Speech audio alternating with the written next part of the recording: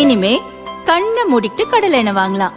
ஏன்னா மந்த்ரா கடலை எண்ணெய் இதயத்தின் தயாரிப்பு. வறுக்க பொரிக்க ஏன் எல்லா சமையலுக்கும் மந்த்ரா தான். மந்த்ரா கடலை எண்ணெய், அபார ருசி, ஆரோக்கியமான உடல் நலம்.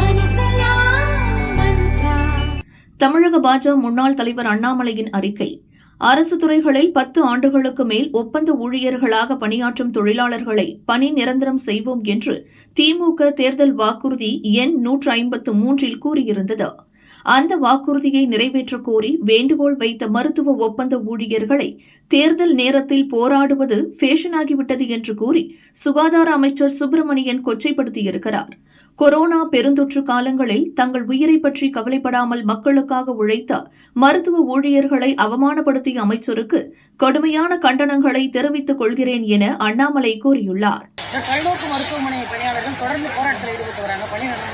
அது சொல்லியாச்சுங்க 4-5 தடவை. அவங்க ஒரு 6-7 அசோசியேஷன், எல்லா அசோசியேஷன்களுமே பேசியிருக்கிறோம், நடவடிக்கை எடுப்பதற்கு சொல்லியிருக்கோம். 2013 இருந்து அவங்க வேலையில் இருக்கிறாங்க.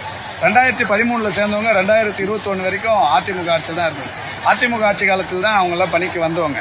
எம்ப்ளாய்மெண்ட்லேருந்து எடுத்த தற்காலிக பணியாளர்கள், அந்த தற்காலிக பணியாளர்கள் பணி நிரந்தரம்ங்கிறாங்க. இப்போ அரசு தேர்தலை சந்திக்கவிருக்கிறது என்கின்ற காரணத்தினாலேயே தற்காலிகத்தில் இருப்பவர்கள், ஒப்பந்த அடிப்படையில் இருப்பவர்கள் எல்லாமே பணி நிரந்தரம் செய்ய வேண்டும் என்பது இப்போ பேஷன் ஆயிடுச்சு.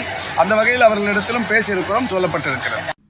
எப்படியாவது ஆட்சிக்கு வர வேண்டும் என்ற நோக்கில் தேர்தல் வாக்குறுதி என்ற பெயரில் மக்களை ஏமாற்றி ஆட்சிக்கு வந்துவிட்டு இன்று வாக்குறுதியை நிறைவேற்ற கோரும் மக்களை அவமதிப்பது திமுகவின் வழக்கம் ஆகிவிட்டது.